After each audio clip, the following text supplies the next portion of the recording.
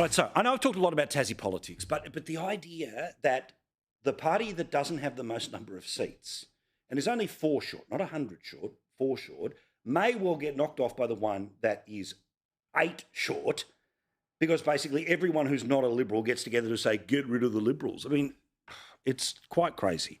Aspen Blomfield is the man who has been reporting on Tassie politics for us.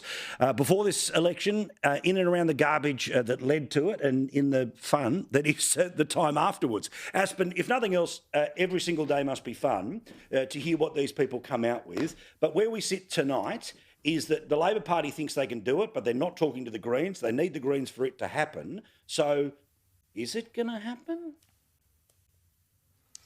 It's the question on everyone's minds, Paul. Every day in Tassie politics is completely different to the previous one, so it's really hard to predict what's actually going to happen.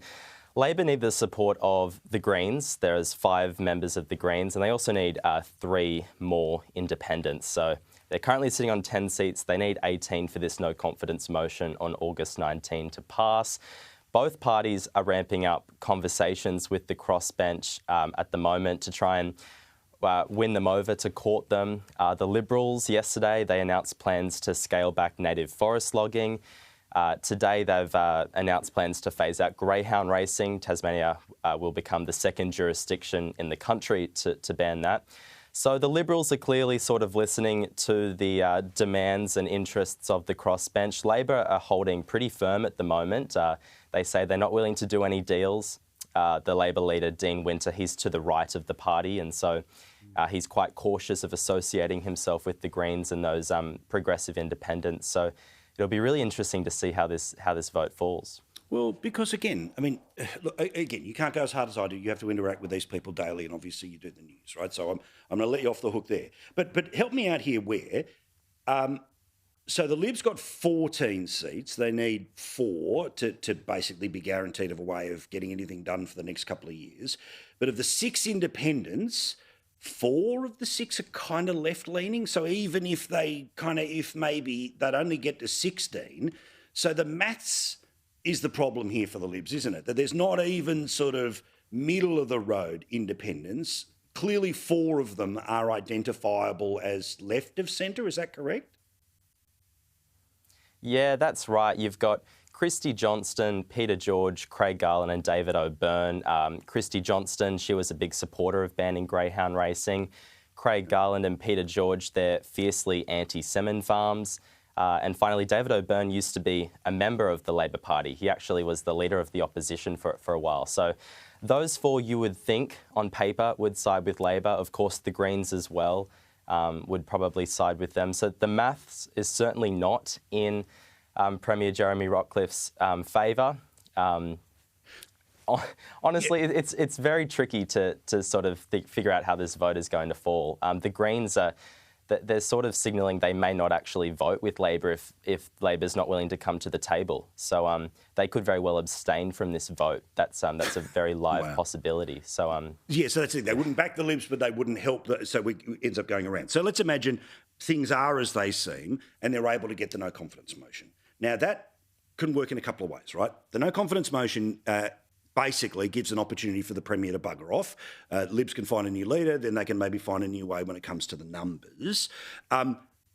Rockliff's very clear. Can we go to the no elections comment? Because he's very clear to say we're not going round again, we're not doing another election. Now, remember, the reason there was an election was because he refused to resign after the last time this thing happened. So when he says this...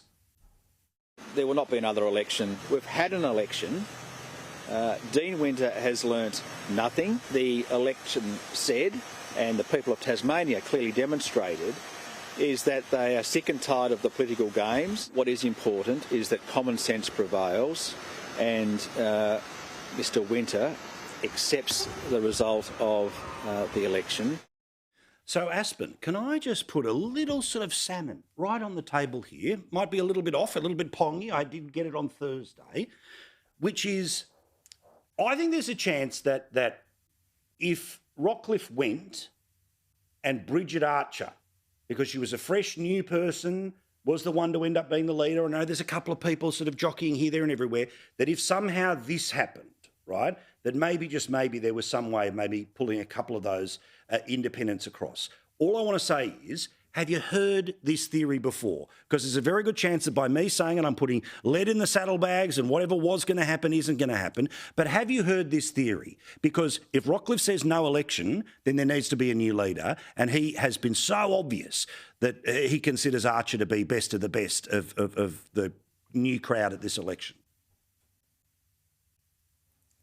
I mean, Bridget Archer is very well liked here in Tasmania, both by the Parliament and by the people. So that's certainly a real possibility. There's been talk of Erica Betts replacing the Premier, of course, a very familiar face. Yeah. I'm not sure how that would go down with those progressive independents, but someone like Bridget Archer certainly. It's important to note that Jeremy Rockcliffe is to the centre of the Liberal Party as well. That's he supported the voice to Parliament. There's, I guess, he's quite similar to Bridget Archer in that sense. It'd be a like for like, wouldn't it?